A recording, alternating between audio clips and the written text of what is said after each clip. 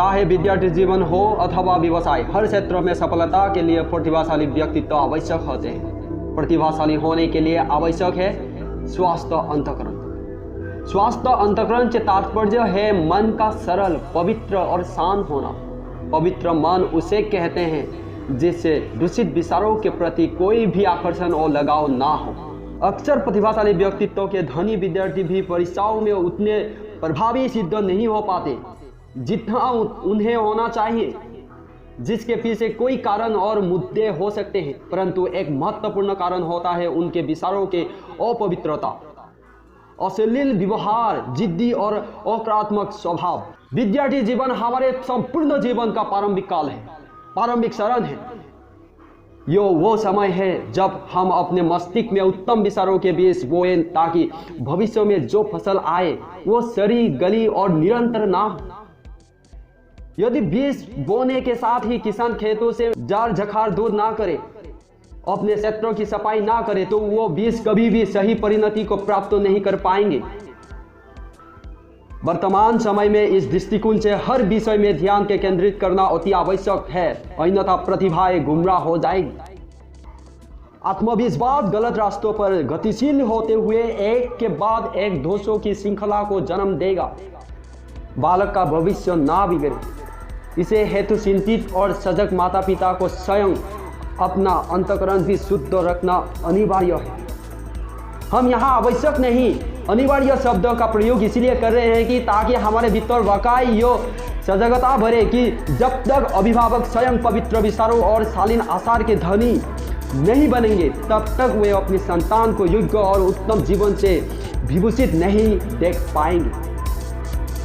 जब बच्चे उत्तम आचार विचार में फलते हैं तो उसके भीतर भी सद्गुणों के सुनाव की क्षमता जागृत होते हैं। विद्यार्थियों को इंद्रिय सुखों के आकर्षण से बचाए रखना तभी संभव है जब वे अपनी योग्यता और प्रतिभा को अपनी कैरियर के लिए ही समर्पित करें, अन्यथा वे बीच राह में ही सारी शक्तियां नष्ट कर डालेंगे। पवित्र अंतःकरण में आत्मा की समस्त शक्तियां प्रकट होकर सृजनात्मकता के नए आयाम रचती है। बुद्धिमत्ता स्फुरित होती है। कोई विद्याएं और कलाएं स्वार्थ अथवा अल्प प्रयास में ही सीख ली जाती है। जो कुछ सीखा जाता है उसे याद रखने के लिए भी स्वस्थ अंतःकरण की अति आवश्यक है। दूषित विचारों से मलिन मन में सीखा गया ज्ञान ठहरा नहीं पाता, आगे पात पीछे सपात होता रहता है। अक्सर बुद्धि बल के धवनी विद्यार्थी अपने बुद्धि का दुरुपयोग करके अल्प बुद्धि धन वाले विद्यार्थियों का तो संपूर्ण भविष्य ही बिगाड़ कर रख देते हैं। तीव्र मेधा उपयोग कर वे स्वयं अपनी परीक्षा में किसी भी तरह से उत्तीर्ण तो हो जाते हैं, किंतु उनका साथ देने वाले मित्र जो उतनी तीक्ष्ण प्रतिभा वाले नहीं होते, वे अपना साल बर्बाद कर बैठते हैं। वे बाद में बहुत पछताना भी पड़ता है। जो धन बल बुद्धि बल का दुरुपयोग कर अपना वो दूसरों को चरित्र बिगाड़ते हैं, वे कुछ समय के उत्तेजक सुखों के लिए अपना पूरा भविष्य अंधकारक बना डालते हैं। ऐसे माहौल में एक बार कोई फंस जाए तो फिर निकलना मुश्किल है। अतः प्रारंभ से ही बचकर सावधानी से चलना नितांत तो जरूरी है। स्वस्थ अंतःकरण और नैतिक चरित्र के विकास हेतु तो हमारे विद्यालय महाविद्यालय में समय समय पर उच्चंक और नैतिक आध्यात्मिक मूल्यों की समझ देने वाले कार्यक्रमों का आयोजन होना चाहिए। योग, ध्यान, स्वाध्याय विद्यार्थी काल से ही हमारे जीवन के अभिन्न अंग बन जाए तो कोई कारण नहीं कि हम स्वस्थ और समृद्धि समाज में सुख शांति से न जी पाए। हम सभी अपने विद्यार्थी काल से ही पढ़ते सुनते आए हैं कि if wealth is lost, nothing is lost. If wealth is lost, nothing is lost. If health is lost, something is lost. But if character is lost, everything is lost. हमारे चरित्र, कैरेक्टर सशक्त व सृजनात्मक होने पर ही जीवन का हर दौर सफलता का पर्याप्त बन पाएगा।